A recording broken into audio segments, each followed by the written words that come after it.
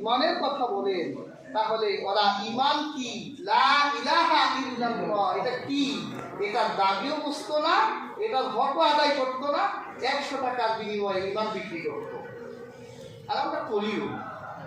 নির্বাচন আসছে, পকেটে একটা নোট ঢুকে বলে, এই বেটা শুনলাম ওই প্যানেলে যা, এটা রাখ, চা খাইস, আরো পাঠাইতেছি বস্তা ভরে পাঠাইতেছি, 100 টাকা ইমান শেষ। কেন? কারণ ওর কাছে ইমান আছে, কিন্তু ইমানকে ধরে রাখা এলে ইমানের যে দাবি আছে এই দাবি পূর্ণ করতে পারে। সেই জন্য আমার আল্লাহ পাক আগে জ্ঞান দিলেন, এলেম দিলেন, ইকরা আপনি পড়েন। যদি আপনি পড়তে জানেন তাহলে আপনার ইমানের মূল্য আপনি বুঝবেন যে ইমানের মূল্যায়ন কেমন। তখন যদি আপনাকে ইমান আনা অপরাধে, সত্য পক্ষে থাকার অপরাধী করা হয়, যদি আপনাকে জেল প্রকাশকে ঢুকানো হয় অথবা মৃত্যুর মঞ্চে দাঁড় করানো হয়, তখন আপনি জীবন দিবেন কিন্তু ইমান দিবেন না।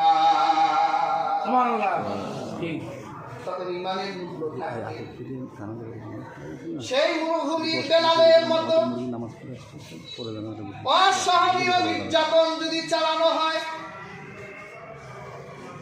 হযরত বেলালকে যেমন করে উত্তপ্ত মরুভূমির ভিতরে শোয়া তার পায়ের সাথে ঘোড়া বেঁধে দেওয়া হয়েছে, উট বেঁধে দেওয়া হয়েছে, এরপর উট আর ঘোড়াকে চালানো হয়েছে, আর পাথরের ঘর্ষণে হযরত বেলালের কালো চামড়াগুলো খসে পড়ে গিয়েছিল, পাথরগুলো রক্তাক্ত হয়ে গিয়েছিল, কিন্তু হযরত বেলালের মুখ থেকে লা ইলাহা ইল্লাল্লাহ বিদ্রুত করতে পারে নাই।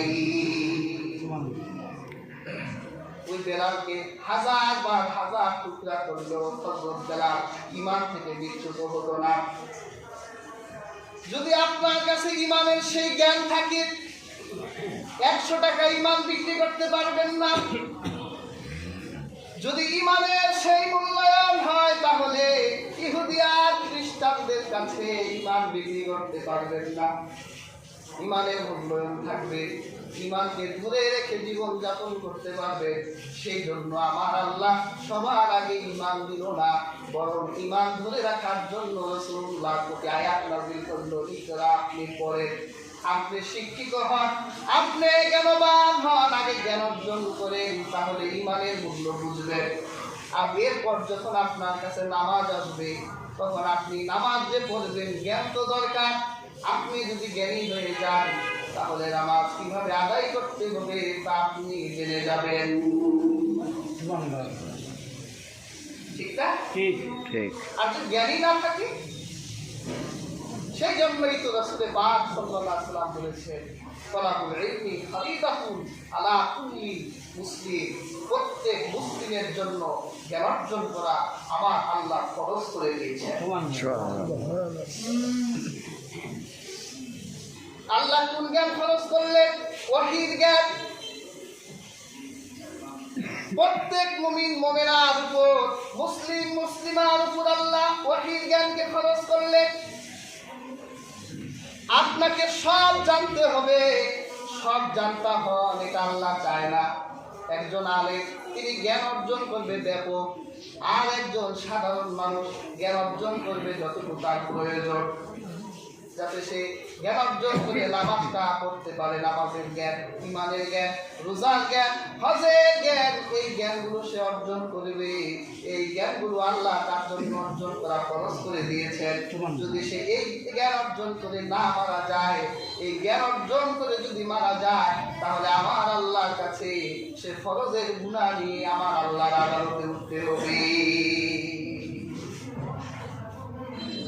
জানতে হবে, আপনি না জেনে করলে অনেক মাসলা মাসাইল আমরা না জেনে করে থাকি, ঠিক না? আজকে এক জায়গায় আমি কখনো লাশ গোসল দিই না, কিন্তু কেমনে গোসল দিতে হয় সেটা জানি না।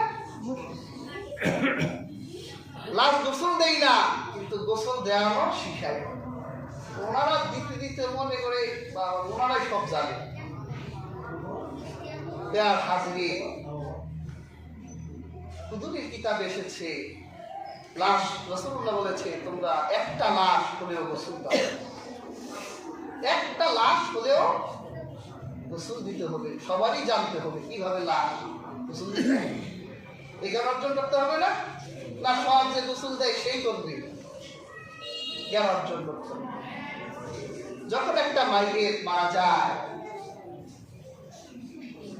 তারা নির্ধারিত জ্ঞান থাকে না, তার জন্য গোসলটা তখন ওয়াজিব হয়ে যায়।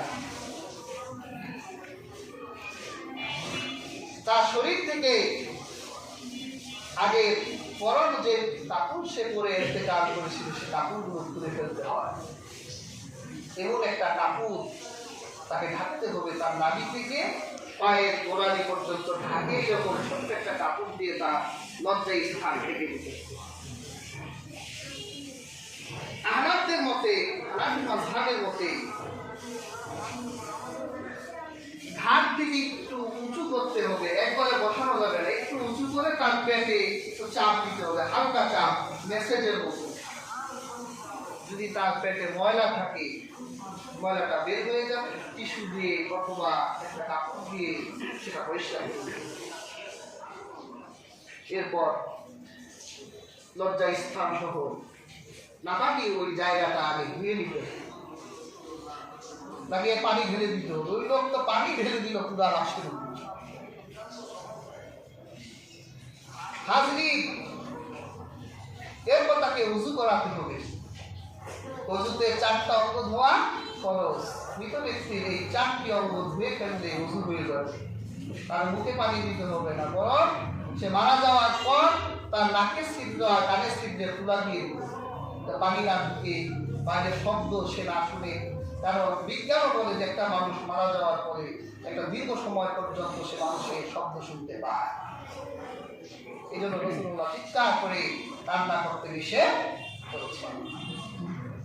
তাকে শুরু করতে হবে উযু, তার মুখটা ধুয়ে ফেলতে হবে, 2 হাত 3 বার করে ধুইতে হবে, মাথা মুছে করে পাটা ধুয়ে ফেলবে, উযু হয়ে যাবে।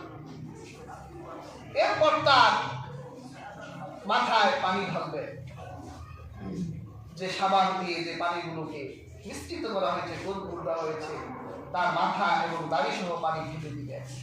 তারপর তার ডান কাঁধটা যেভাবে ঘুম আসে উঁচু করে ডান দিক থেকে বেজর সংখ্যায় পানি ঢালবেন, 3 বার 5 বার 7 বার। আবার বাম কাঁধ উঁচু করে বাম কাঁধ থেকে বেজর সংখ্যায় পানি ঢালবেন। যখন মনে হবে যে না ফ্রেশ হয়ে গেছে, শরীরটা মুছে দিবে, তখন করে ফেলবে। কঠিন কিছু আমরা তো কঠিন বানাইতে, অজ্ঞতা থাকলে যা হয় তাই। খিলাল থাকলে খিলাল করাতে পারে, এগুলো সমস্যা। পেয়ার হাজরিন এইভাবে ইবাদত করার জন্য, নামাজের জন্য সকল যে ইবাদতগুলো আমরা করি, এই ইবাদতগুলো করতে হলে এই ইবাদতের জ্ঞানগুলো আমাদেরকে অর্জন করতে। পেয়ার হাজরিন, আল্লাহ পাক সূরা আলাকে বলেন, ইকরা বিসমি রাব্বিকাল্লাযী খালাক খালাকাল ইনসানা মিন আলাক ইকরা ওয়া রাব্বুকাল আকরামুল্লাযী আল্লামা বিল কলম আল্লামাল ইনসানা মা লাম ইয়ালাম। আল্লাহ পাক বলেন, পড়ো তোমার প্রভুর নামে যিনি তোমাকে সৃষ্টি করেছেন।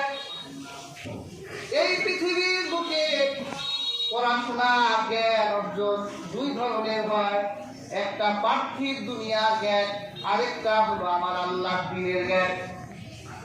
মনে রাখবেন, আমার আল্লাহর নামের শিক্ষার ভিতরে তাওহীদের বাতাস আছে। আমার আল্লাহ যে জ্ঞান দিয়েছে সেই দিনের ভিতরে আমার রাসূলুল্লাহ রিসালাতের বার্তা আছে। এই জ্ঞান দিয়ে দুনিয়ায় উপকার পাওয়া যায়, এই জ্ঞান দিয়ে কবরে উপকার পাওয়া যায়, এই জ্ঞান দিয়ে আখিরে উপকার পাওয়া যাবে। আর এই জ্ঞানের কারণে কিয়ামতের দিন আল্লাহ পাক জান্নাত দিয়ে দিবেন।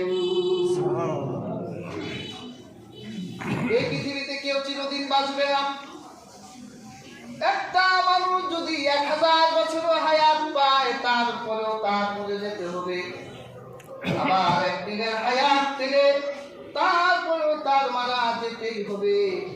আর হাজির, আপনি মারা যাওয়ার পর দুনিয়ায় যত বছরই জীবন যাপন করেন না কেন, কবরে তার থেকে বেশি থাকতে হবে। সেই কবরের কঠিন মুহূর্তে, অসহনীয় মুহূর্তে আপনার যদি কোনো উপকার করার কিছু থাকে, তাহলে সেটা আপনার জন্য সোনায় সোহাগা হবে। আর যদি কবরে আপনার জন্য উপকারের কিছু না থাকে, তাহলে দুনিয়ায় আপনার চেয়ে ব্যর্থ আর কেউ হবে না। আমরা কবরে উপকার চাই কি চাই না?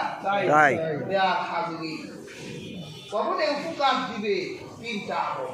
কয়টা আমল? 3টা। আল্লাহর হাবিব বলেন, ইযা মাতাল ইনসানু ইনকাতা আনহু আমালুহু ইল্লা মিন সালাসাতি। একটা মানুষ যখন মারা যায়, 3টা আমল তার জন্য তখন জীবিত থাকে।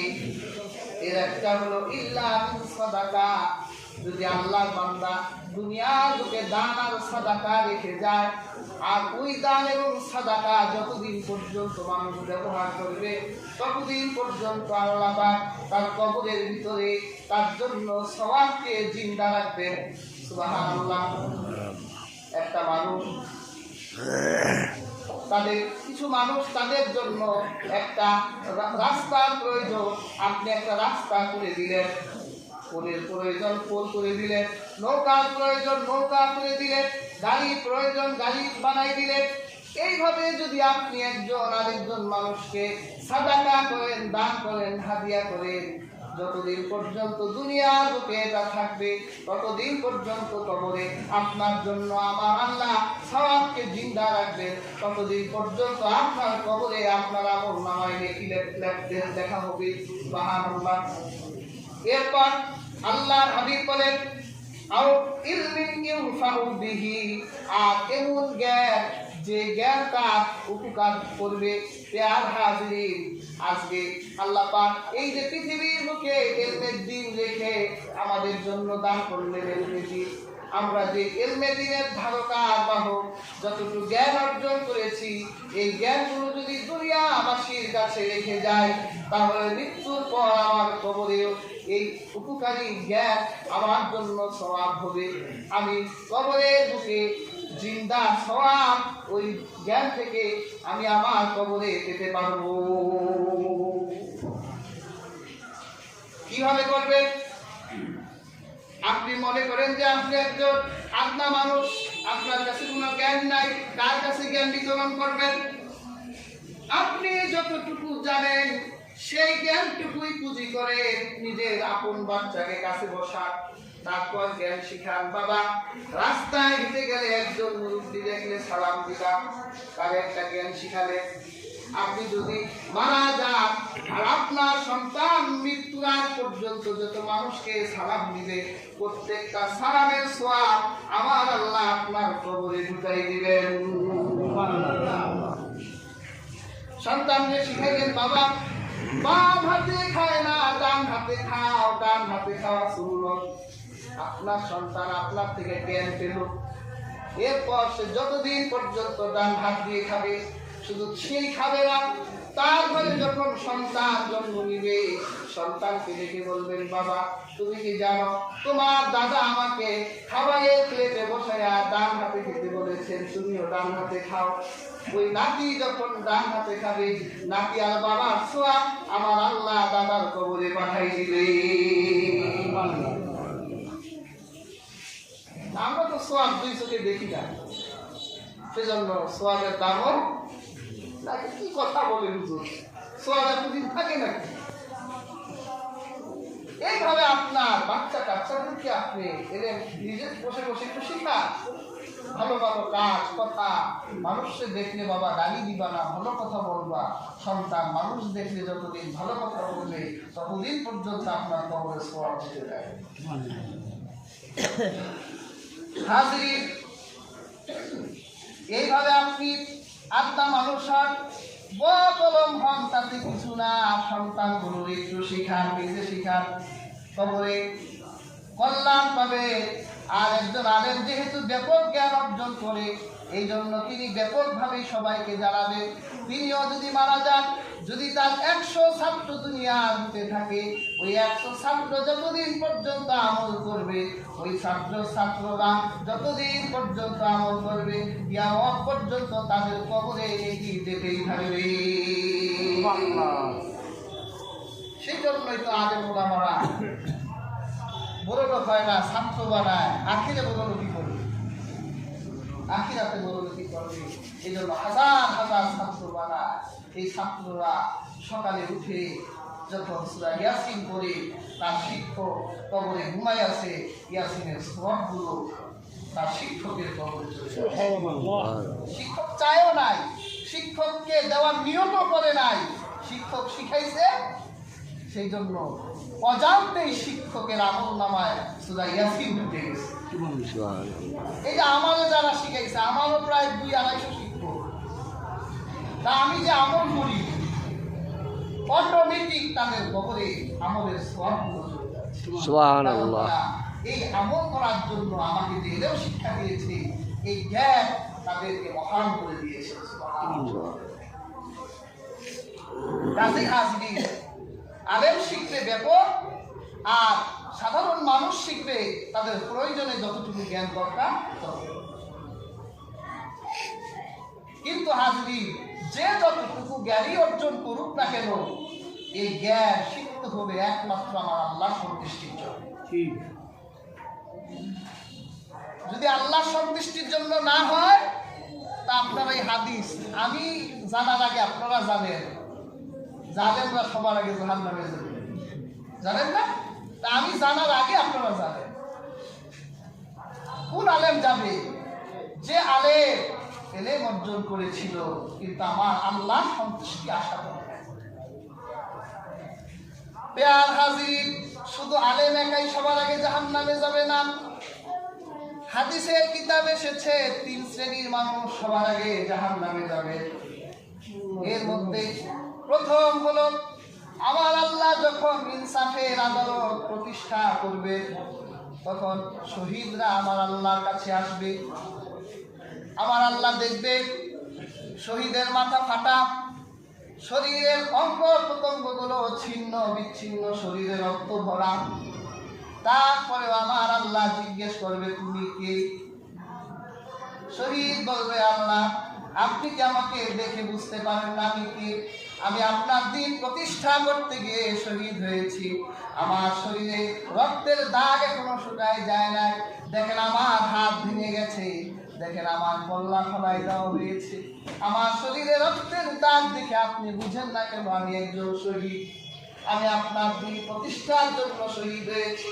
আমার আল্লাহ বলে, না রে বান্দা, তুই তো আমার দিন প্রতিষ্ঠার জন্য শহীদ হস নাই। যদিও তোর শরীরে রক্ত, যদিও তুই নিহত হয়েছিস, আমি তো জানি তুই শাহাদাতের সময় নিহত হয়েছিলি। যদি তুই শহীদ হয়ে যা, দুনিয়ার মানুষ তোকে শহীদ বলবে, তোকে দাঁড়িয়ে অনার দিবে, গার্ড অব অনার, তোকে একটা উপাধি দিবে। দুনিয়ার মানুষেরা তো তোকে শহীদ বলেছে, দুনিয়ার মানুষরা তো তোকে গার্ড অফ অনার দিয়েছে। দুনিয়ায় তোর শাহাদাতের মর্যাদা চলে গেছে রে বান্দা। তোর মনে আমি আল্লাহর কাছে শাহাদাতের তামান্না ছিল না, আমি আল্লাহ তোর শাহাদাতকে কবুল করলাম না। সবার আগে জাহান্নামে ঢুকে যা। নাউযুবিল্লাহ। দেখছেন নিয়তটা কি জিনিস? সবাই বললে শহীদ হয় না, কার মনে যে কি আছে দেখ, সবচেয়ে ভালো কে যাবে? আল্লাহ। 2 নম্বরে এক হুজুর আসবে, কোনো পাগড়ি জুব্বা, কোনো কিছু কমতি নাই, চেহারায় এলমের নূর। আমার আল্লাহ বলবে, তুই কে? বলবে, আল্লাহ আমি হলাম একজন আলেম, আপনার দিন রক্ষা করার জন্য আমি ইলম অর্জন করেছি।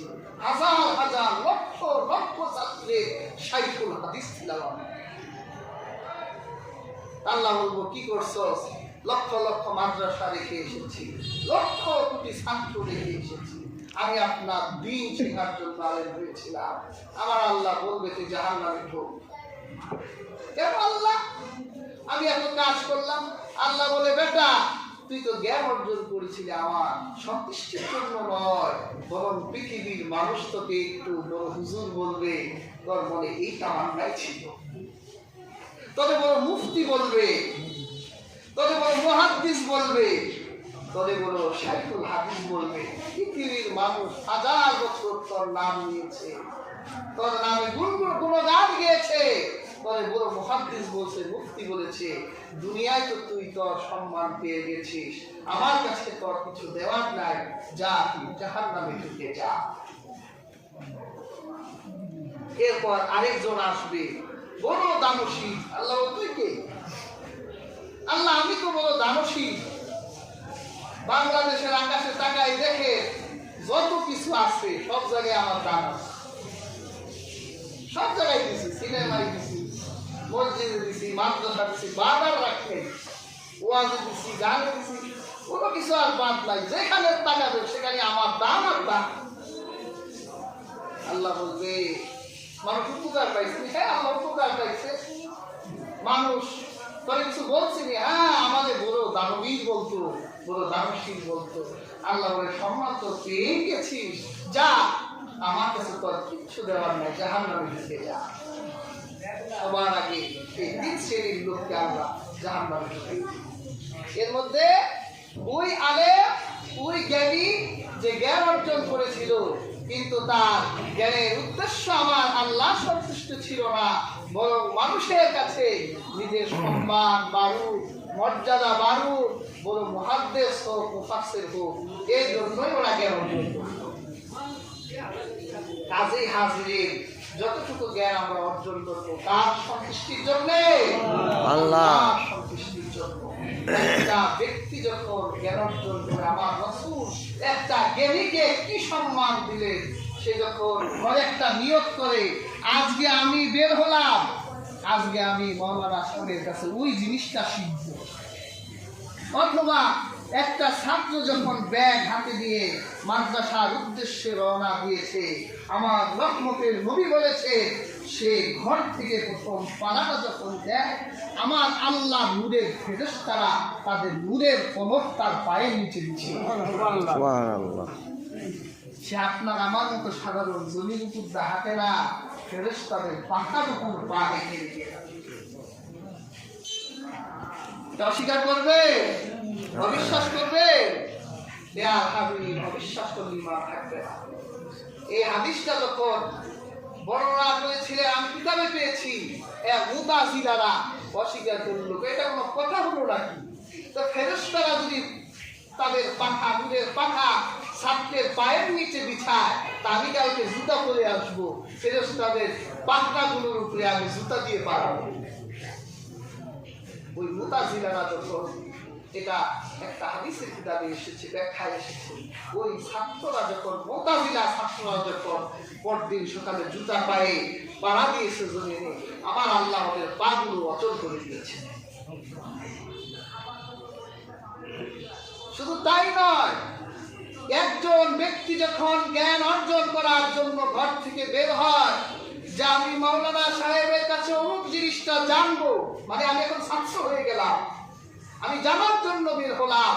অথবা কোনো ছাত্র যদি জ্ঞান অর্জন করার জন্য মাদ্রাসার উদ্দেশ্যে রওনা হয়, আমার রাসূল বলেছে তার জন্য আকাশ সমূহে আর জমিন সমূহে যত প্রাণী আছে, এমনকি গর্তের পিপিলিকা পর্যন্ত আল্লাহর কাছে দোয়া করতে থাকে। সুবহানাল্লাহ। পৃথিবীতে কয়টা প্রাণী আছে? বিজ্ঞান বলেছে প্রায় 9 লক্ষ প্রজাতির প্রাণ এই পৃথিবীতে তারা আবিষ্কার করেছে, আরো আছে। আবার এক একটা প্রাণীর সংখ্যা কত, গর্তের পিপিলিকা কত, সমুদ্রের কত কোটি বিলিয়ন ট্রিলিয়ন মাছ আছে, সমস্ত মাছ, পিপিলিকা, আল্লাহর যত প্রাণী আছে তার জন্য আমার আল্লাহর কাছে দোয়াই করতে থাকে। সুবহানাল্লাহ। জ্ঞান অর্জনের কত মূল্য দেখে। আমার রাসূল এই জন্য একজন জ্ঞানীর কথা বলেছে যে একজন জ্ঞানী আর যে ব্যক্তি জ্ঞানী নয় তাদের দুইজনের পার্থক্য হলো তারকার ভিতরে পূর্ণিমার চাঁদ যেমন তোমাদের ভিতরে জ্ঞানীরা তোমাদের পূর্ণিমার চাঁদের মতো। সুবহান। এই জ্ঞান হলো ওহীর জ্ঞান। তবে প্যার হাজরিন, ওহীর জ্ঞান ছাড়াও তো দুনিয়াতে আরো জ্ঞান আছে, পার্থিব জ্ঞান আছে না? গণিত শাস্ত্র আছে, ইংরেজি শাস্ত্র আছে, সমাজ বিজ্ঞান, চিকিৎসা বিজ্ঞান, রাষ্ট্রবিজ্ঞান, অর্থনীতি বিজ্ঞান, এগুলো অর্জন করা। পৃথিবীর যত জ্ঞান আছে মনে রাখবে প্রত্যেকটি জ্ঞান আপনি যদি মানুষের কল্যাণে অর্জন করেন আমার আল্লাহ আপনার আমলনামায় সওয়াব লিখে দিবেন। আর যদি আপনার উদ্দেশ্য তা না হয়, ধরেন আপনি সময় বিদ্যায় পারদর্শী, অস্ত্র বানাচ্ছেন, অস্ত্র কি ভালো জিনিসটা কি? তা আপনি অস্ত্র বানালেন, আপনার উদ্দেশ্য হলো চোর আর ডাকাতকে অস্ত্র দিবেন, তাহলে আপনার এই জ্ঞান অর্জন করা হারাম। আপনি চুরি বানান, কেন বানান? চোর আর ডাকাতকে দিবেন, তাহলে আপনার জন্য এই জ্ঞান অর্জন করা হারাম। আর আপনি যদি অস্ত্র বানান মুজাহিদদের দিবেন, অস্ত্র বানাচ্ছেন পুলিশকে দিবেন, তাহলে এই জ্ঞান অর্জন করা আপনার জন্য বৈধ। দুনিয়ার জ্ঞান অর্জন করা তখনই আপনার জন্য বৈধ হবে তা যদি মানুষের কল্যাণে হয়। হাজরিন, আজ দুঃখ এবং পরিতাপের বিষয় হলো আজকে আমরা আলেম উলামারা এই দুনিয়াবি জ্ঞান থেকে অনেক পিছিয়ে গেছি, অর্জন করতে চাই না।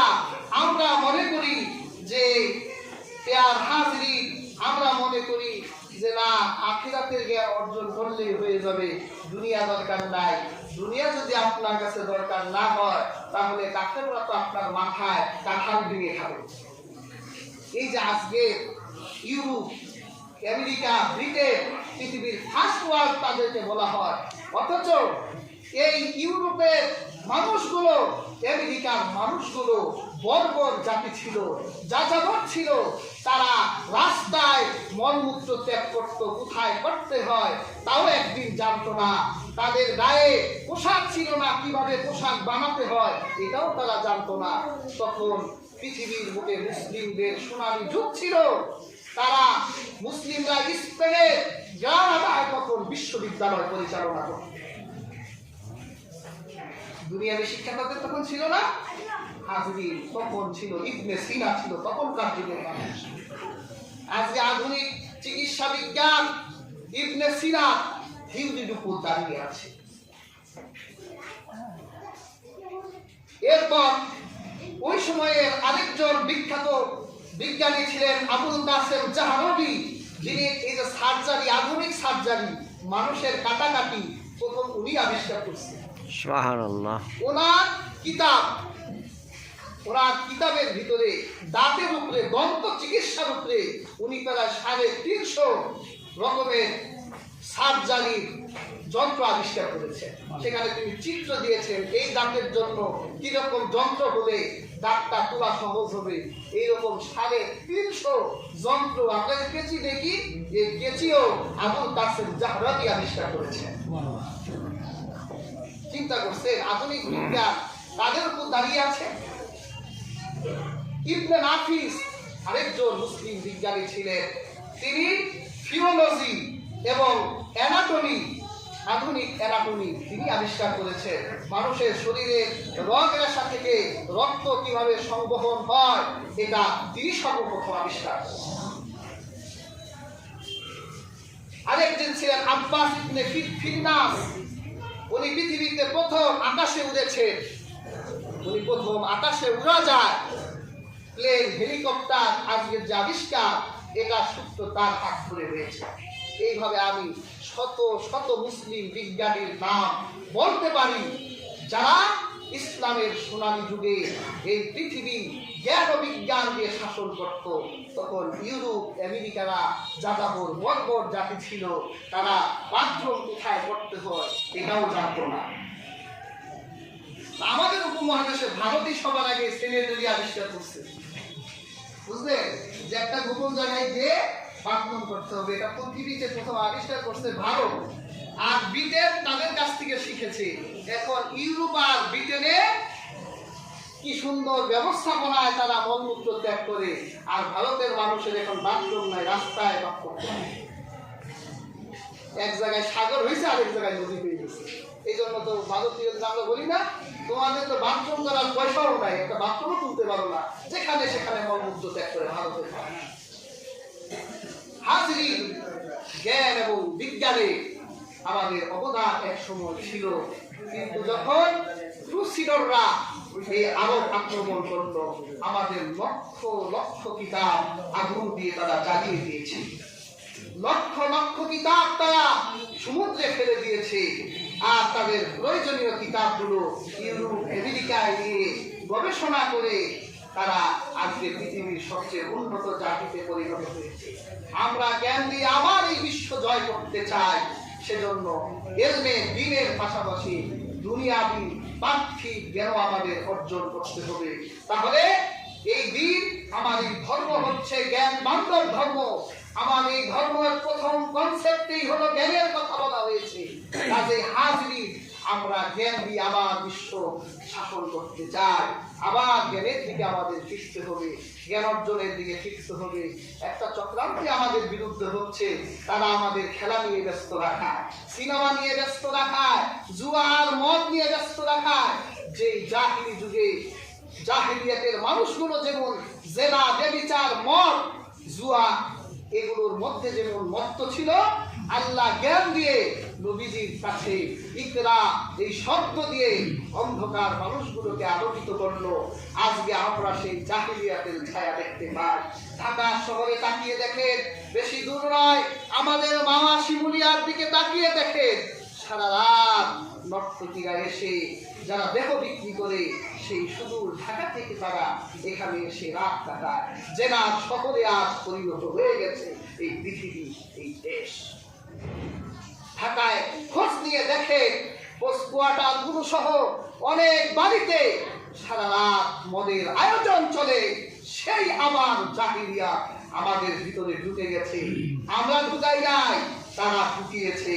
যে মুসলিমরা জ্ঞান দিয়ে যাতে বিশ্ব শাসন করতে না পারে, তাদের ক্রিকেট খেলার দিকে নজর রাখো, তাদের ছেলেগুলো যাতে কখন বিপিএল হয়, আইপিএল হয়, এইদিকে মত্ত থাকে, সিনেমা দিয়ে ব্যস্ত রাখো, নাটক দিয়ে ব্যস্ত রাখো, আর আমরা জ্ঞান অর্জন করে বিশ্বকে শাসন করতে।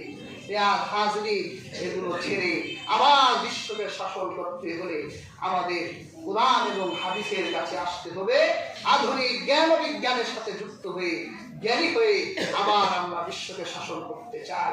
আল্লাহ তাআলা সেই তৌফিক দান করুন।